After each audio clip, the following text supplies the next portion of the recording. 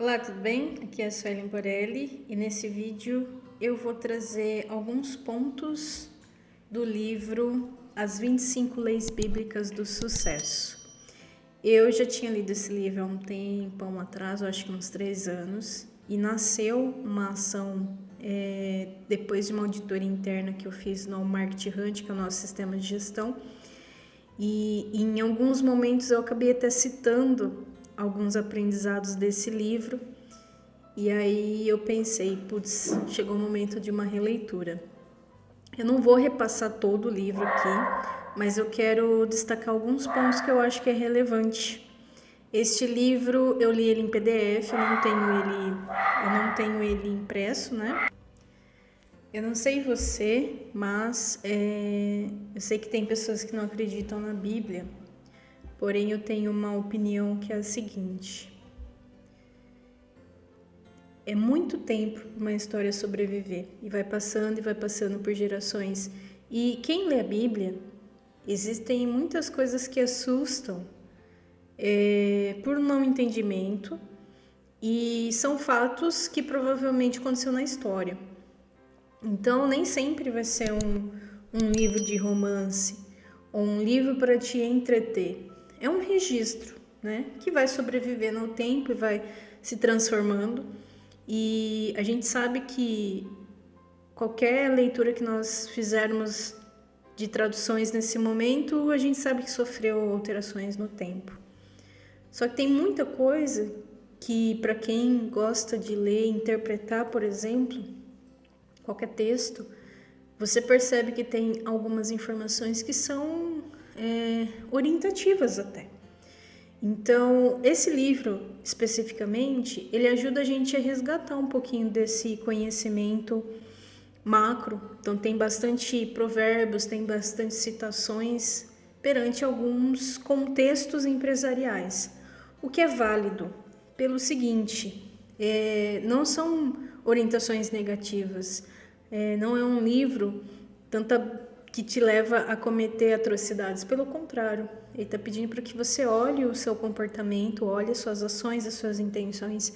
Então isso é válido, melhor do que existe hoje no mercado. Então, se você pratica algumas ações com esse aprendizado, seja no seu dia a dia, na sua rotina empresarial pessoal, primeiro que você só tem ganhos em nível pessoal e social e, consequentemente, empresarial também. Ou seja, para bom entendedor, meia palavra basta, e é um livro positivo para quem quiser olhar para os negócios com um olhar um pouco mais bíblico, vamos colocar dessa forma, tá? Errar todo mundo erra, então sem julgamentos, entenda o contexto, tá? E aí, eu vou me apegar aqui principalmente aos tópicos, porque é uma maneira rápida de fazer um resumo de um livro em vídeo, até para não ficar preso a texto e tudo mais, mas eu vou fazer aqui uma leitura do sumário, tá? E o meu ponto de vista em cima do que eu aprendi, vamos colocar dessa forma. Então, a primeira parte fala dos 7 pecados capitais na busca do sucesso. Pecado aqui é num sentido de obstáculos. Então, muitas vezes a gente sabe o que é errado no final das contas. A gente sabe quando não está sendo certo numa situação. A gente sabe quando está sendo justo ou não. A gente só não reconhece, mas a gente sente que tipo, isso aqui não tá legal. Então, olhar para os 7 pecados é uma forma de alerta. Peraí, quais são os 7 maiores obstáculos que eu devo ter na minha consciência para que eu possa identificar isso no meu dia a dia e superar? Então, um obstáculo, nesse caso um pecado, ele serve para você não cair nele. Se você estiver caindo, para você se levantar e se ajustar. Então, aqui, por exemplo, ele fala do pecado da pressa. E é engraçado no sentido de, é muito interessante, vou até anotar aqui a página 9 para voltar, que aqui ele fala sobre o grão de mostarda. Eu já tinha ouvido falar sobre o grão de mostarda, de uma forma da história do grão de mostarda, mas eu nunca tinha pesquisado sobre o grão de mostarda. E uma coisa que eu aprendi a fazer lendo o livro é ir pesquisando termos e pesquisando assuntos que, conforme eu vou lendo, eu vou entendendo. E aí eu falo, tá, mas eu não conheço aquilo, então eu pego e já pesquiso. Foi citado um nome, aí eu venho e pesquiso. Então, isso ajuda eu a ampliar a minha mente. Então, eu também não me lembrava e nunca vi um grão de mostarda. Então, embora a analogia seja interessante, eu falei, deixa eu ver como que é um grão de mostarda. E olha só que interessante.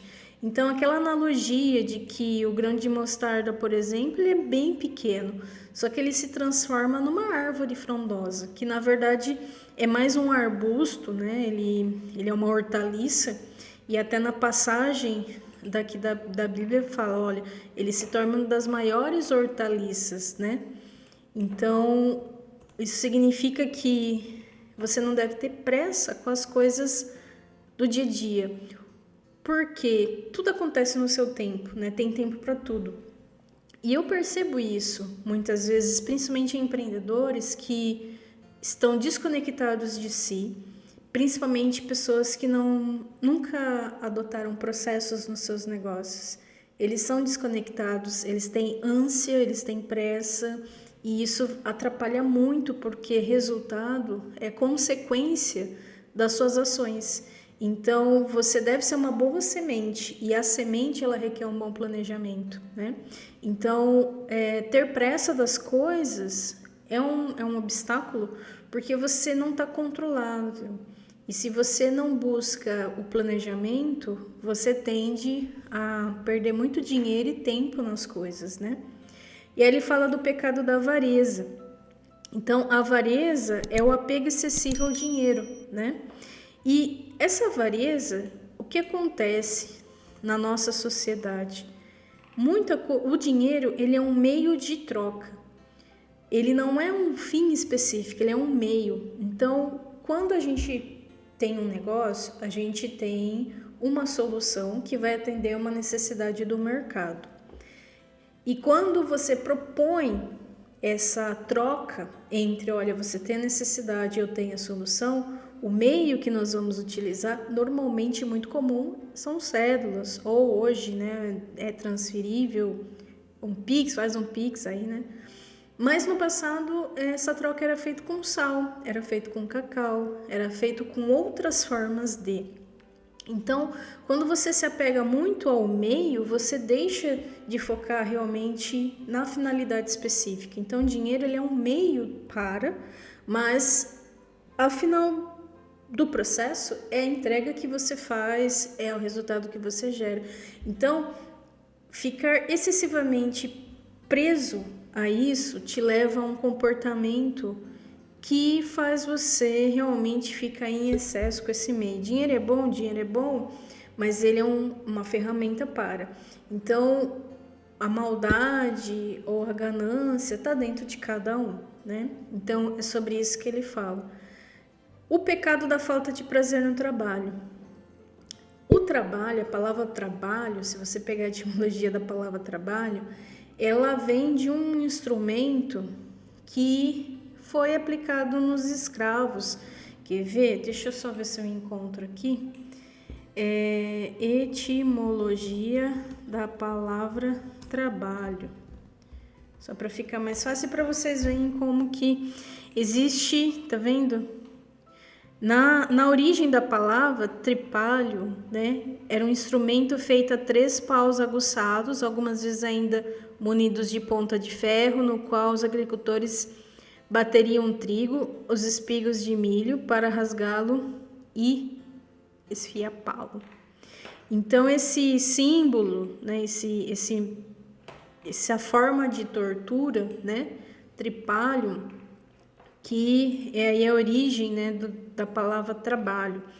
Na história na história humana, né, tem muitas coisas malvadas, e o trabalho, ele não tem mais apesar dele ter nascido com essa raiz ruim, mas trabalhar significa entregar. E quando a gente trabalha, seja na sua empresa ou seja como CLT ou CNPJ, por exemplo, você sempre está entregando, você sempre está prestando um serviço. O que muda é o formato de contrato. Então, encontrar prazer naquilo que se faz é praticamente encontrar o prazer na vida. Porque nós sempre estamos trabalhando, a vida ela é movimento. A vida que não está em movimento, ela está vegetativa. E mesmo assim, ainda está em movimento, né? Então, não ter prazer naquilo que se faz só é um indicador para que você busque o seu prazer naquilo que você quer fazer. Então, existe N possibilidades, porém a gente tem que sim desbravar muitas vezes a nós mesmos para que a gente possa avançar. Ele também fala do pecado da ira contra a riqueza, né? Não é problema ser rico, pelo contrário, você tem que gostar da riqueza, do belo. O problema é você se tornar escravo disso e se tornar uma pessoa negativa por conta disso, onde você deixa a sua superioridade ou outras coisas que são ruins, que são dentro de você, usar a riqueza como um meio, por exemplo, de tortura, como a gente já viu no passado. Então, o problema não está no dinheiro, está em como você lida com tudo isso. Então, se você acha que o dinheiro te corrompe, na verdade você já estava corrompido, você só encontrou um motivo para fazer isso.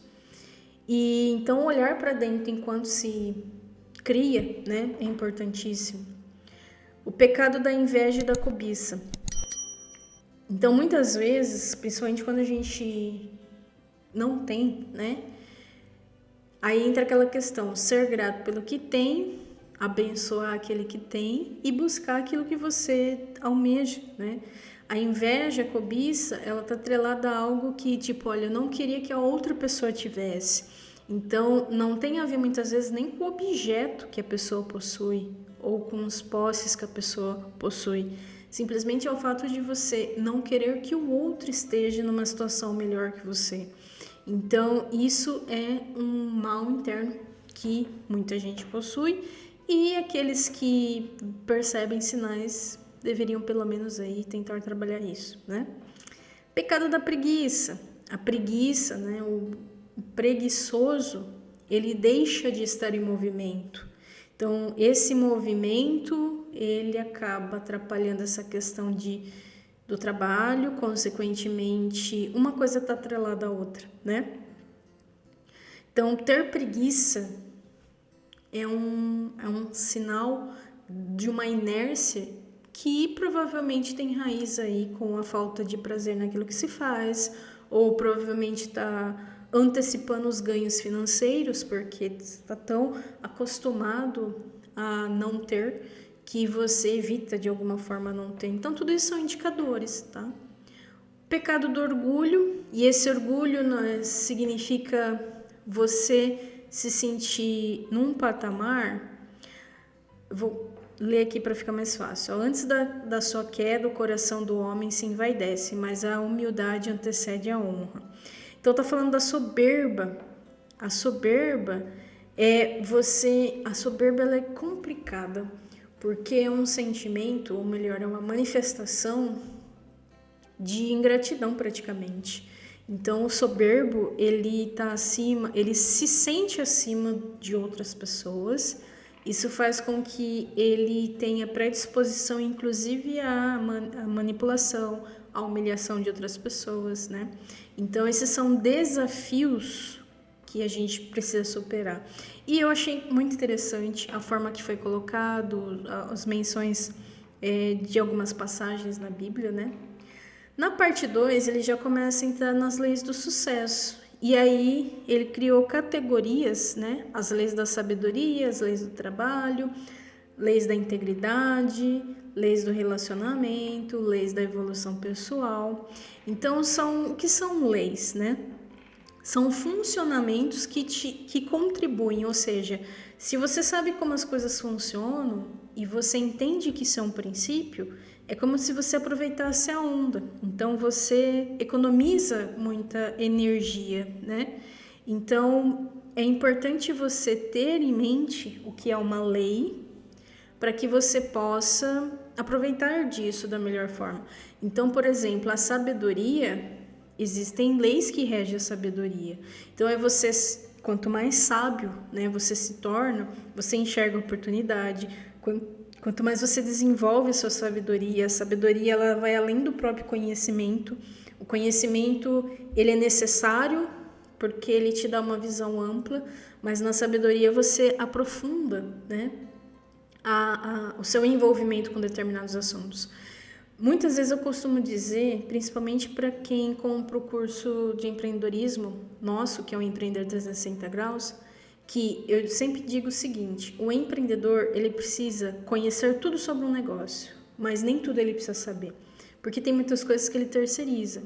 Só que se você não tiver o conhecimento, você não sabe nem onde você precisa terceirizar e nem onde você precisa se aprofundar, né? A lei da visão, né? Então, a sabedoria, ela realmente te dá uma visão muito mais aguçada, porque ninguém chega a ser sábio sem ter conhecimento.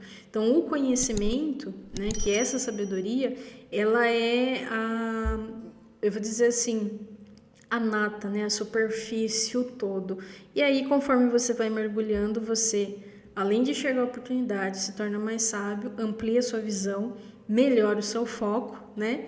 E quem está ligado nesses pontos sabe o quanto o planejamento começa a fazer parte da rotina, né, de quem busca por isso. Porque sem o plano, né, existe um método que chama PDCA, que é planejar, executar, medir e melhorar. Planejamento é uma habilidade que todos os empreendedores deveriam desenvolver. Porém, existe uma resistência que eu acredito que é bem cultural.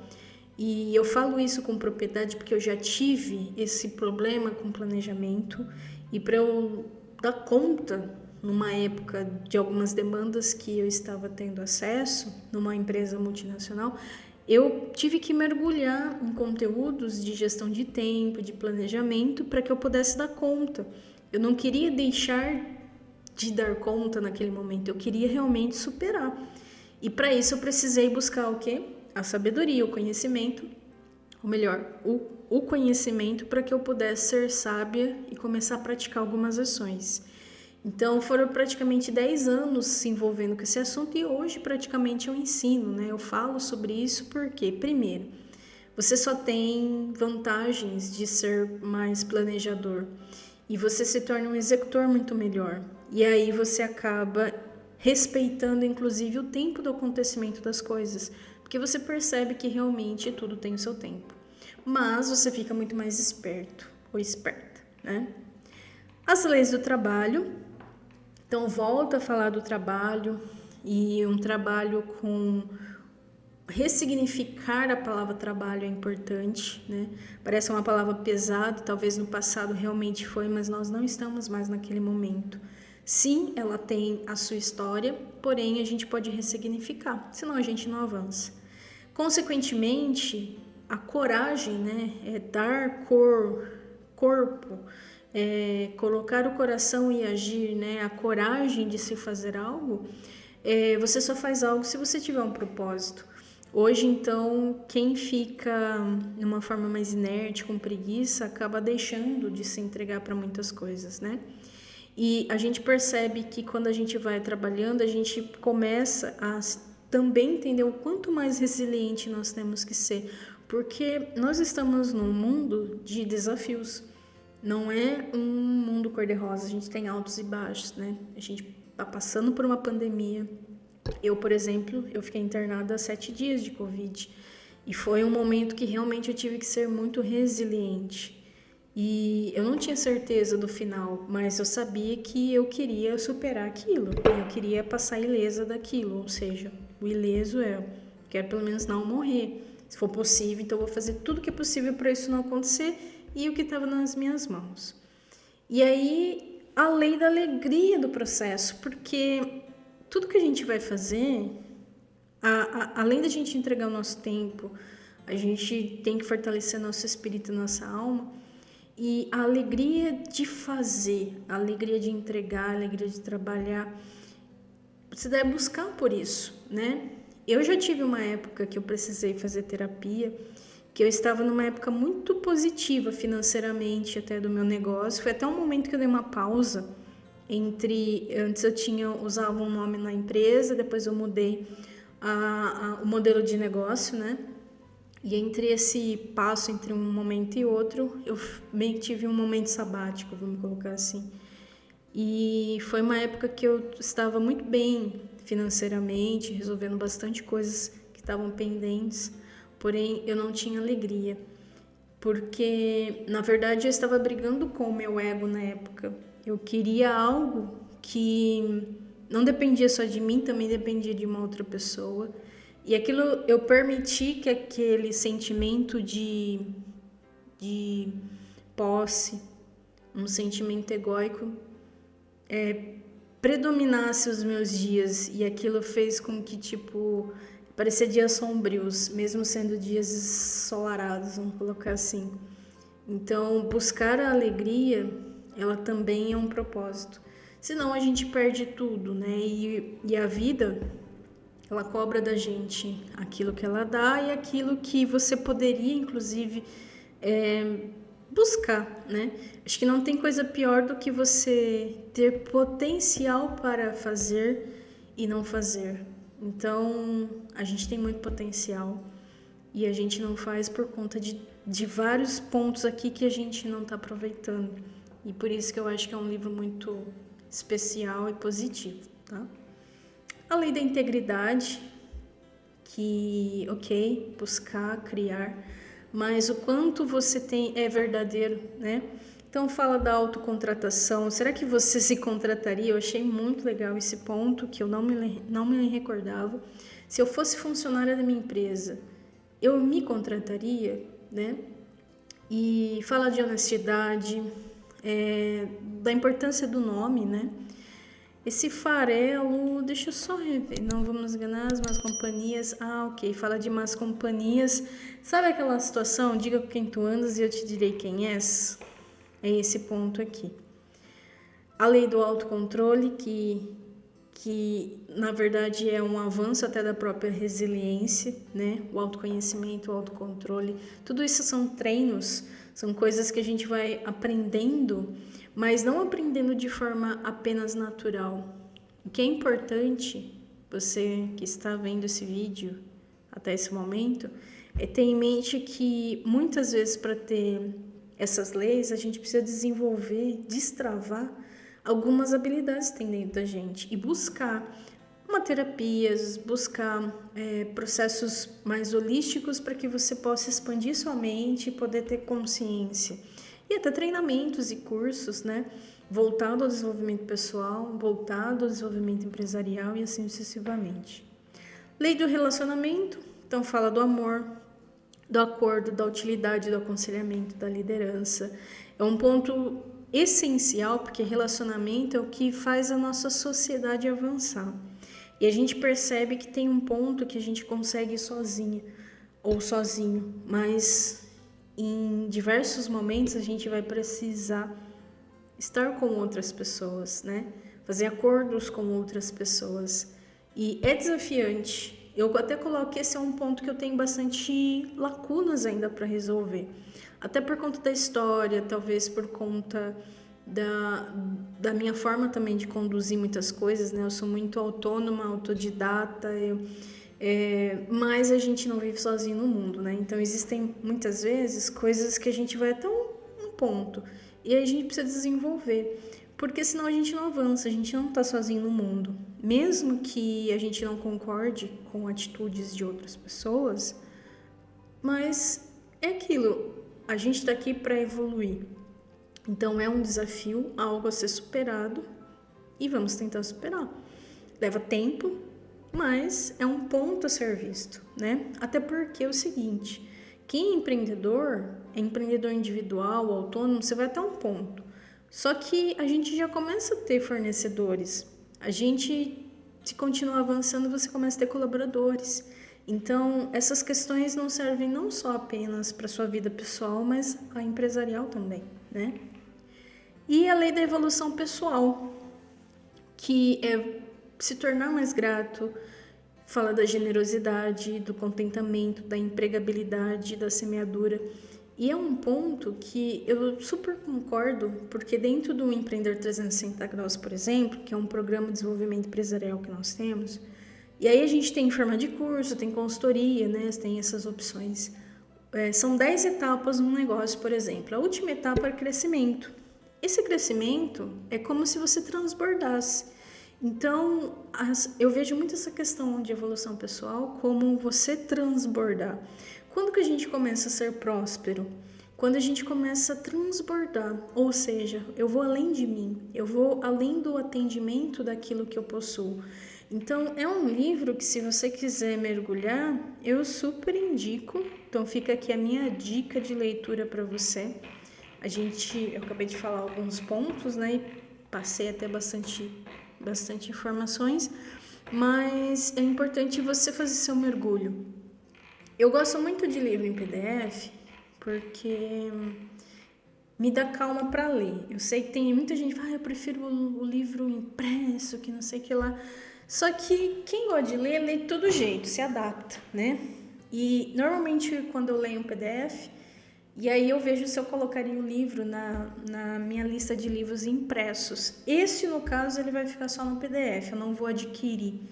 Mas é um livro bacana, tem outros aqui na lista para eu ler. E fica a dica para você. Eu acho que vale a pena conferir para quem está alinhado com esse momento, de olhar um pouco para algumas leis, né, bíblicas, que vai ajudar você no seu processo de empreender ou construir projetos. Então, essa é minha dica de leitura. Até o próximo vídeo.